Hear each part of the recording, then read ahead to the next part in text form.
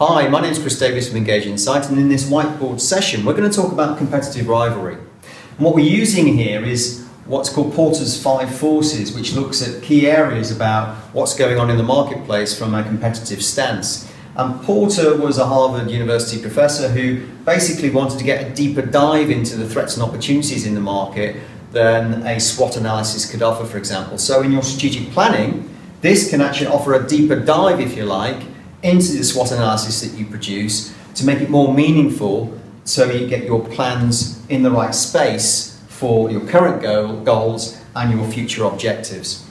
What this covers is key areas around issues like new entry, so the threat of new entry, so people coming through who can have a threat to your business. The big thing there, we've got the rise of what we call the cyber advisor or the robo-advisor, using online tools to engage clients cheaper and more effectively, getting clients highly engaged through the internet, through their web services. We've got the money advice service, hitting clients on a day-to-day basis on TV ads. You've also got the pension advisory service, which both of those are actually being engaged in the consultation process at the moment with the pension rule changes in April 2015. So all this issue around offering impartial guidance could be an issue coming through that needs to be managed effectively and efficiently by financial planners, by product providers accordingly.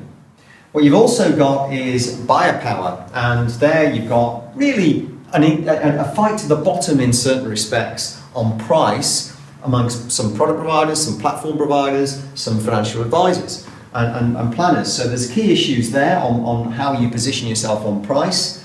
Consolidators, well, you've got a whole issue regarding financial planners and advisory firms being bought up at the moment, and that is a key risk because you've got to do the due diligence to make sure culturally and behaviourally those firms are right for the consolidator and vice versa.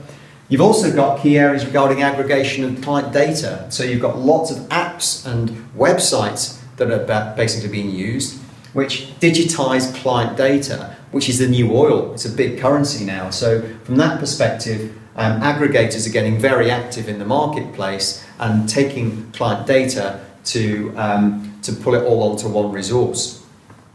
What that does, of course, is it gives clients access to their information in one place. What you've also got is, from a client perspective, is clients shopping around and cherry picking. Clients are getting more savvy than ever before. They've got instant access to information on your firm, on product provider firms, on any particular market participant in the marketplace. So from that perspective, what we need to be is ahead of the game on this and understand what our clients' needs and wants are, as they come to see us and as they engage with us. We've got threat of substitution. Well, what do you mean by that? Well, again, you've got this rise of the digital age in financial planning and financial investing. So how is that going to affect your firm as you go forward, and how is it going to affect your strategy as you're going forward, and how are you going to change your strategy to accommodate the new apps, the new digital services that are being offered online?